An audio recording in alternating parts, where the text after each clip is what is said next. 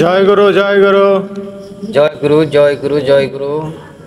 বিশ্ব মানবতার জয় হোক, সুন্নাতে ওয়াল জামাতের জয় হোক, পৃথিবীর সকল মানুষের জয় হোক। কেমন আছেন আপনি? আলহামদুলিল্লাহ, তাহলে কৃপায় অনেক ভালো আছি আমরা। আপনি ভালো আছেন? মাশাআল্লাহ, আলহামদুলিল্লাহ।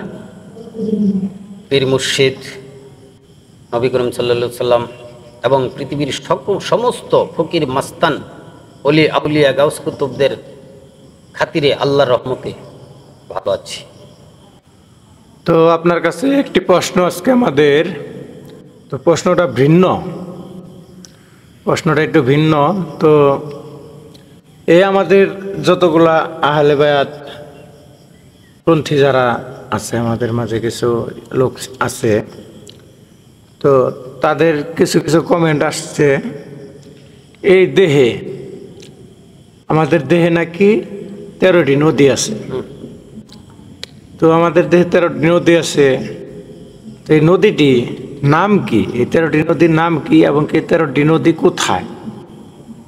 দয়া করে যদি আমাদেরকে বলতেন আমরা খুশি হতাম। প্রশ্ন বেশি বড় করলাম না, তো যদি আমাদেরকে একটু বুঝিয়ে বলতেন আমরাও বুঝতাম, কিংবা ভিউয়ার্সরাও একটু বিষয়টা ক্লিয়ারলি বুঝে নিত। ধন্যবাদ আপনাকে। সৃষ্টি এক বিশাল রহস্যময় জিনিস।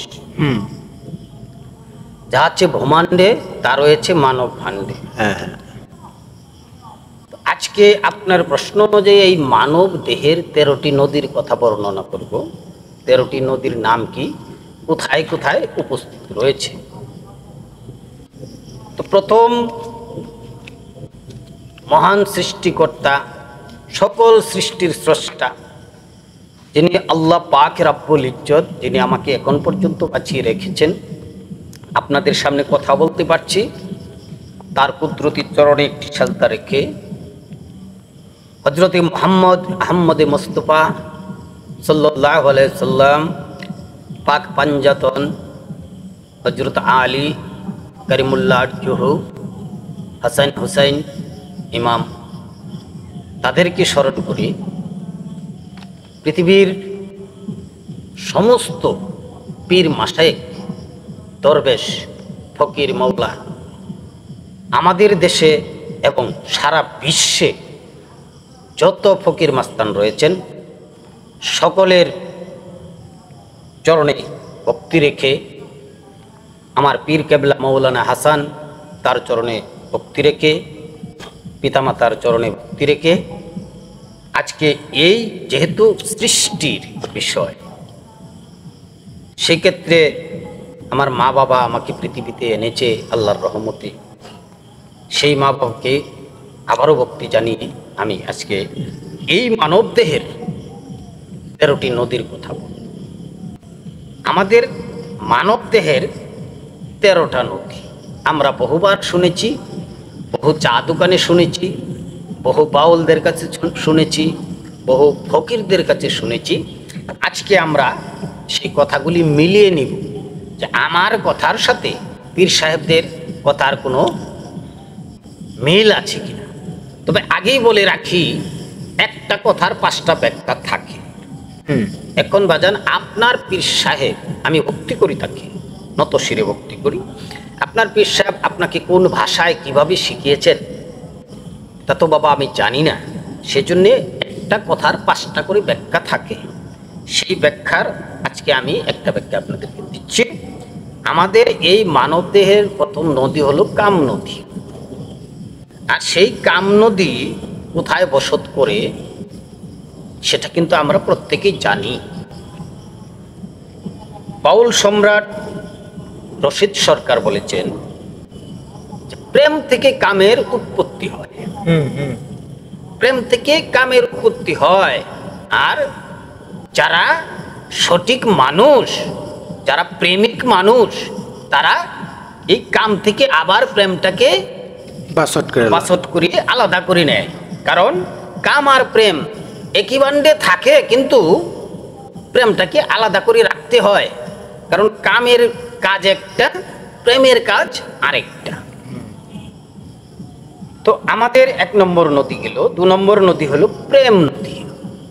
ব্যাখ্যা কিন্তু একই, যে প্রেম নদী, যে প্রেম দিয়ে আপনার এই জগৎ সৃষ্টি, যে প্রেম দিয়ে আমরা নবীর প্রেমে আবেগ আপ্লুত, যে প্রেম দিয়ে আমরা পিতা মাতার প্রতি মাথা নত, যে প্রেম দিয়ে আমরা ছোট বড় সবার প্রতি স্নেহ এবং সম্মানে রত থাকি, সেই প্রেম, যেই প্রেম পঞ্চ আকারের হয়, পঞ্চ আকারের প্রেম হয়, যে প্রেম দাস্য প্রেম রয়েছে এখানে, যে প্রেমটা গুরুকে দিতে হয়। তো গুরুকে যেই প্রেম দেন সেই প্রেম পিতামাতার না, পিতামাতাকে যেই প্রেম দিবেন সেই প্রেম গুরুজির না, স্ত্রীকে যে প্রেম দিবেন এই প্রেম সন্তানের না। সেই জন্য প্রেমটাকে 5 ভাগে ভাগ করা হয়েছে। 3 নম্বরে আমাদের যে নদী সেটা হলো আশা নদী। প্রত্যেকটা মানুষের একটা আশা থাকে, হ্যাঁ থাকে। সেই আশাটা পূরণ করার জন্য মানুষ কত না কি করে। তা আমাদের দেহের ভিতরে সবচেয়ে বড় আশা থাকে, সবচেয়ে বড় আশা থাকে যে আমরা সৃষ্টিকর্তাকে এক নজর দেখব। আর সৃষ্টিকর্তাকে দেখার জন্যে আমরা কতবার কান্নাকাটি করি যে আল্লাহ তুমি 2টা চোখ দিলা কিন্তু তোমাকে দেখার ক্ষমতা দিলা না। আর সেই ক্ষেত্রে আমরা কি করি, আমরা একজন পীরের কাছে যাই, হক্কানি আলেমের কাছে যাই, গিয়ে আমরা এখানে আত্মসমর্পণ করি, হাতে হাত রেখে তওবা পড়ে বায়াত গ্রহণ করি, আল্লাহকে জানতে বুঝতে চিনতে এবং দেখার চেষ্টা করি। আমাদের এখানে যারা লেজেন্ড লোক রয়েছেন, যারা জ্ঞানী রয়েছেন, তারা কিন্তু আল্লাহকে দেখতে পান, কারণ আল্লাহ রূপটা হইল ওয়াজুহ রূপ, সেই রূপটা কিন্তু তারা দেখতে পায়। তো 4 নম্বর নদী হলো আমাদের মায়া নদী। মায়ায় ভরা এই পৃথিবী, ছেড়ে যেতে মন চায় না। মায়ায় ভরা প্রেম, মায়ায় ভরা সংসার, মায়ায় ভরা জগৎ। এই মায়া দিয়া কিন্তু অনেক কিছুই করা। আপনি একটা পশু যদি পালন করেন, সেই পশুটার মায়া ছেড়ে কিন্তু যেতে পারেন না। আপনি একজন পীরের ভক্ত, পীর আপনাকে পীরের বাড়ি থেকে বের করে দিছে, কিন্তু পীরের মায়ায় আপনি পীরের সীমানা ছাড়তে পারেন না। 2 চোখ দিয়ে ঝরঝর করে পানি পড়ে। আপনি একটা জায়গায় গেছেন, 5 মাস 10 মাস রয়েছেন, ওখান থেকে আসতে আপনার মায়ায় জড়িয়ে যান, এর নাম মায়া নদী। 5 নম্বর হলো আমাদের রূপ নদী, রূপ লাবণ্য। আমরা রূপের চর্চা করি, আমরা রূপের চর্চা করি। যেমন আমাদের দিনের নবী হযরত মুহাম্মদ সাল্লাল্লাহু আলাইহি সাল্লাম, যার নূর দিয়ে সমস্ত পৃথিবীর সৃষ্টি, যিনি নাকি মানব আকারে বাসার আকারে পৃথিবীতে আসার পরে ওনার রূপের আলোতে একটা ছোট সুই মাটিতে পড়ে গেলেও আমরা খুঁজে পেতাম সেই রূপ। 6 নম্বর হলো ভাব নদী। প্রত্যেকটা মানুষ একটা ভাবে থাকে, একটা রেসালাতে থাকে, একটা হালে থাকে। এই হলো ভাব নদী, ভাবে থাকা। 7 নম্বর হলো প্রসাব নদী, যেখান থেকে আমাদের দেহ থেকে পানি বেরিয়ে যায়, কিন্তু পানি কিন্তু ঘাম দিয়েও বের হয়। এই ঘাম দিয়ে যে পানি বের হয় আর প্রসাব নদীর যে পানি বের হয় এক না, এই নদীটা ভিন্ন রয়েছে। হ্যাঁ ভিন্ন।